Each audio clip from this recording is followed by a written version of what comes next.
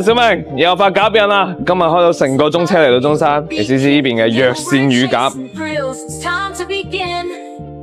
喺出邊仲有養寵物嘅呢度，仲有咩湯底啊？呢一排咯。咧我哋之前已經嚟過啦，個中山做嘢嘅朋友介紹我過嚟食嘅，今次又翻嚟二刷。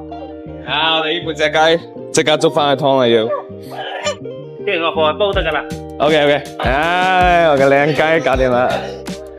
呢度一包包嘅土普靈，呢個湯底真係幾特別嘅。上次食完之後念念不忘啊，所以今日帶晒另一班朋友過嚟。我多謝捧場嚇。打包去北京啊呢啲。其實我哋經常啲人快遞幫佢做好咗，佢俾個地址我，唔係幫佢快遞咁樣 OK 㗎。哦。會多10分鐘左右哦。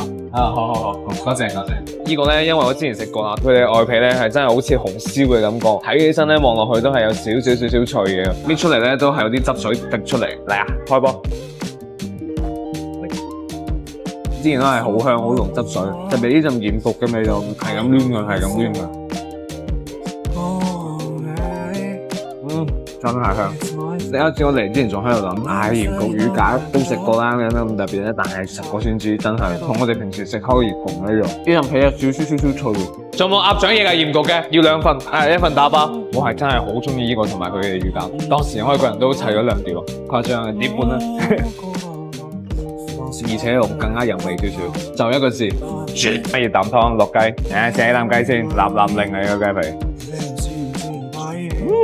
咬開都係有少少嗰陣汁水嗰陣味道，雞係好靚，但係對比鴿嚟講咧，就好似有少少阿聯出色嘅，都係鴿好食啲。呢個時候我整翻啖湯，都有少少嗰陣鮮香味。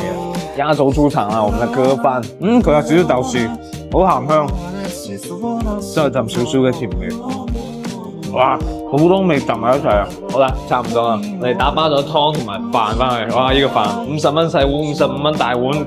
我哋點太多嘢啦，呢度應該夠5、6個人我哋食啦。但係中山嘅乳鴿千萬永遠都會有更好，但係眼下呢個咧都幾好，至少下次我都會想嚟多一次呢間。